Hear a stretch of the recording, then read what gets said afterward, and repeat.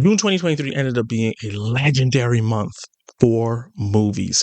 This year has been nonstop since April with big releases, big and small, indie and big studio wise. Even mid budget films have been really, really quality.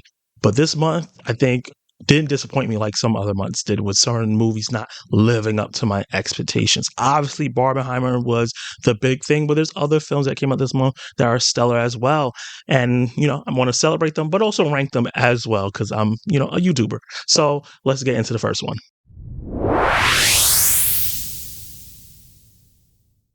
This summer seems like it's going to be a summer of bringing back the raunchy, fun summer comedy. We had no hard feelings in June.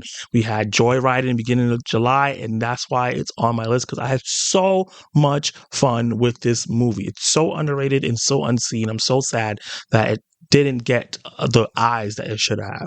The stellar cast, the hilarious laugh out loud moments, the cultural relevance, and how it talks about identity and things like that, and really focuses on in a way that can relate to anyone, even if you're not Asian, but also having those aspects of Asian culture that if you are, it really means a lot more to you. This cast was super great, and I hope we get a sequel somehow. I don't know how, since it didn't do that great with these girls again, and just this whole creative team, because it was so outrageous, so funny. And if you saw that airport scene, the tattoo moment, for the people who've seen Joyride, you know what I'm talking about, was insane.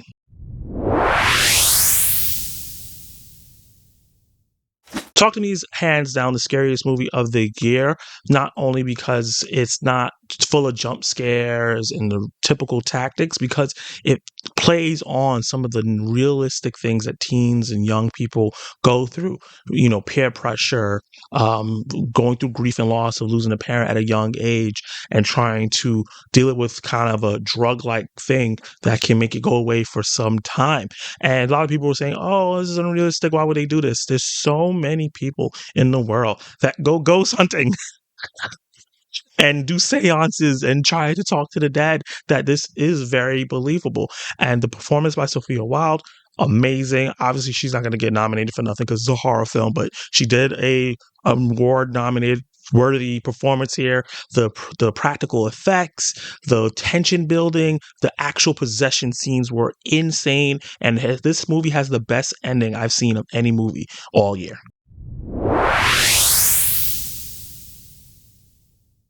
Big Little Tyrone is a movie that has not left my mind since I've seen it. I got to do a watch along on the channel where I watched it with some of my subscribers. We had a total blast. It hits on so many different themes within the Black community that I can relate to. So many conspiracy theories that we talk about amongst ourselves all the time, but putting it in physical form, things that we know, but we can't share with a lot of people, and just making fun of it, but also giving some authenticity to it at the same time.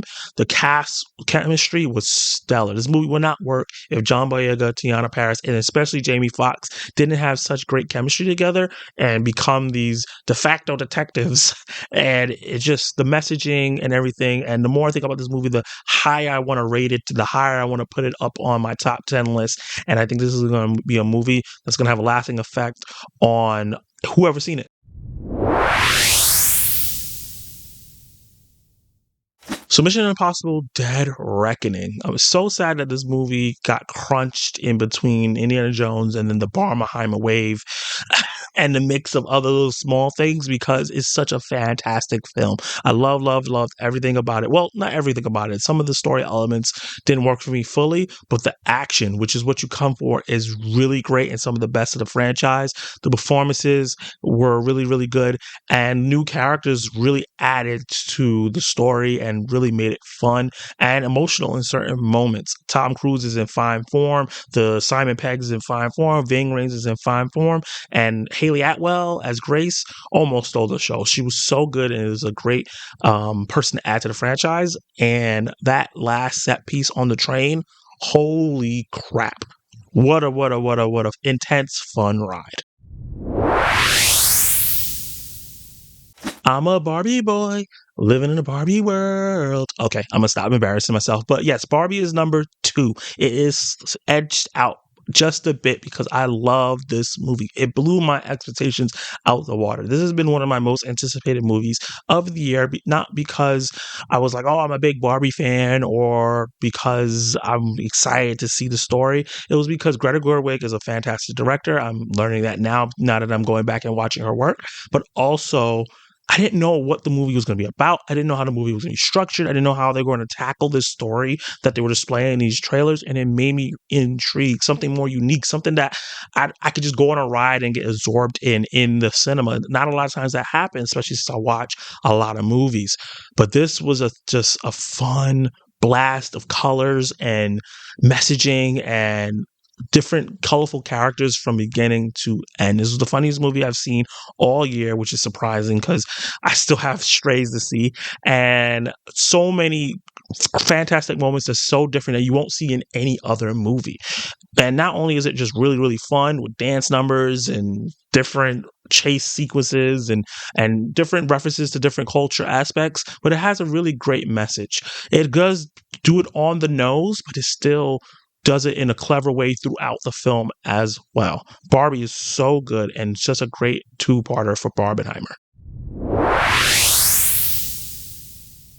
And obviously, if Barbie's number 2, Oppenheimer is number 1, and it slightly edges Barbie out as my number 1 film for the month because it's just a masterclass in filmmaking. I was blown away what Christopher Nolan did here, and I shouldn't have been because Dark Knight, Batman Begins, even Dark Knight Rises are like Interstellar, Inception. He has proven himself to be a masterclass director.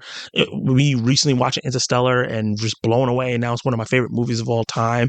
But Tenet, had me a little worried. I was a little soured on that because I just thought it was a bunch of gobbledygook, even though I enjoyed most of it, but it was a bunch of gobbledygook. But he did a fantastic job directing this. The stacked cast did a fantastic job of bringing some warmth and heart and meaning into this film. A lot of times I feel like a lot of Christopher Nolan films feel cold and don't have like a lot of warmth to them, and they did a great job here. Cillian Murphy is a deadlock for Best Actor in terms of being nominated. I don't know if he's going to win. I have to see more movies that came out this year and some of the smaller ones, but he did such a great job leading this cast with Rob Downey Jr. and some other there's so many people. I could go on and on about the cast.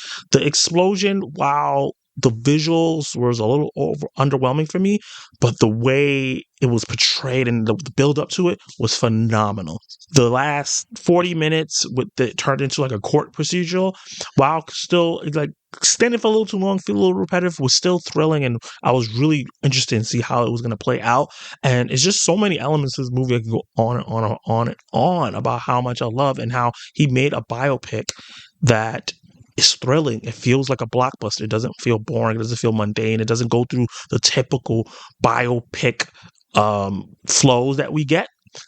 He just did something really different, and I think he might have not changed the game, but showed people you can make a movie about someone really, really interesting and still hit on the aspects that you need to at the same time. That is my ranking of the movies that I've seen in July 2023. Drop your rankings down below. Let me know how you guys feel about my ranking list. Let me know if there's any movies I missed that I need to check out in July. So I know obviously there were so many PVOD releases, streaming releases. Couldn't get to see everything, unfortunately, but I want to hear all your thoughts about this excellent July 2023 month of movies. So good. Make sure you like the video, get this video popping, subscribe to the channel, hit that notification bell so you can join this growing community and see all the content that's coming out very soon. And you can watch more content right now.